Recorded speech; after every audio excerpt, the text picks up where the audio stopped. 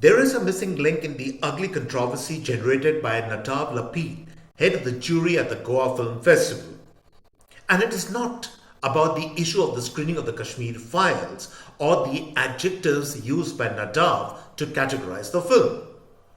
The missing link in the controversy is the fact whether people in the world have the right or not to make political films, especially films about real conflict zones, interpreting reality as they see fit, especially a reality steeped in episodes and years of unmitigated violence and suffering.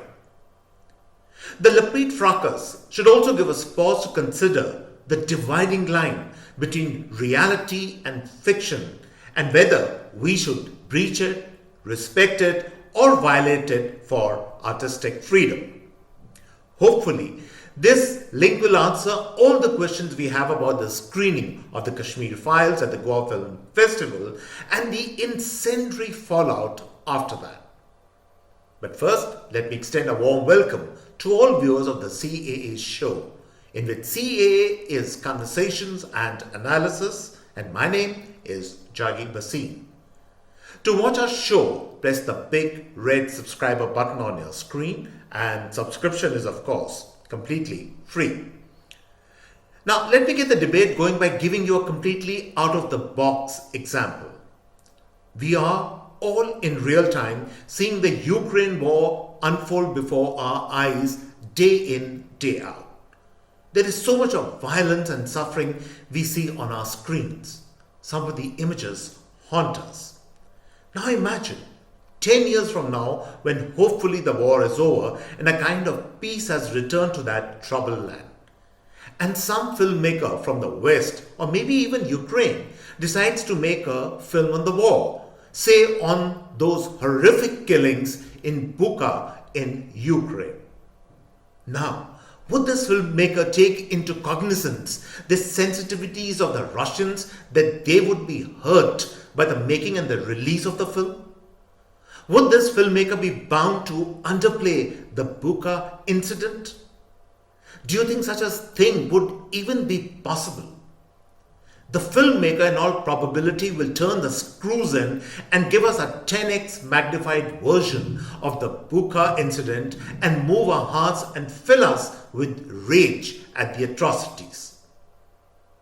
He would do that certainly, and then should we blame him? No, certainly not. Because in my opinion, he has every right to do that, even magnify the tragedy to drive the point home. I would support that. So, when a brown man in India goes about making a film on the atrocities endured by the Kashmiri pandits at the hand of Muslim separatists, however clumsy the effort, according to some, the jury chief at Goa, a white man, and his fellow jury members, mostly white, categorized the brown man's effort as vulgar and propaganda. Nadav Lapid has attempted nothing less than whitewashing or white bashing of a real genocide event in Indian history. And believe me, it is nothing less than that. It fills me with rage that white men like him decide which tragedy or genocide is artistic and which is vulgar to depict. That is what it comes down to. Let me expand on this troublesome issue a bit more. How do you think the entire world, including us, are aware of the Holocaust, even though the series of those gruesome events occurred in the Second World War more than 70 years ago? The Holocaust is like a living ember in our minds because thousands and thousands of films, documentaries have been made on the subject, and equally more books have been written on it. That is how the memory of the Holocaust survives and lives with us in the present. And that is the only way to keep the memory alive of traumatic events of the past. They serve us as instruction and a moral lesson in the present, never to go back to that dark place again.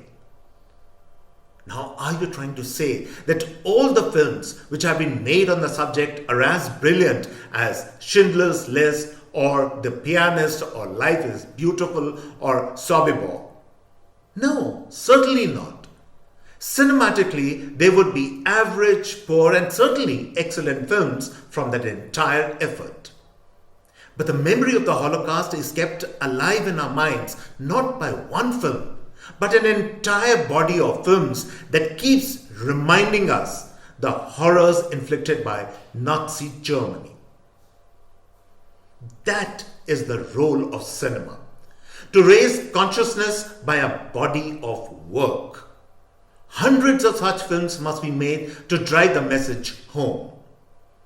In the Kashmir genocide case, Kashmir Files is only the first such film made so far to raise our consciousness.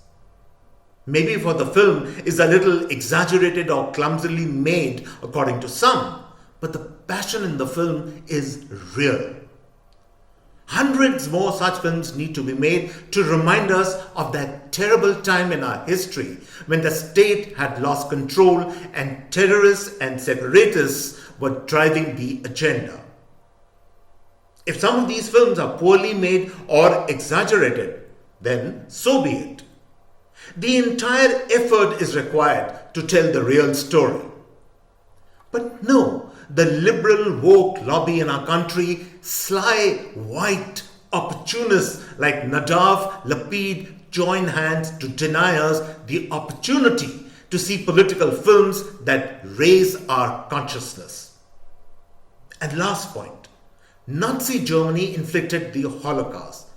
Do we then in the present hate ordinary Germans for the acts of their predecessors?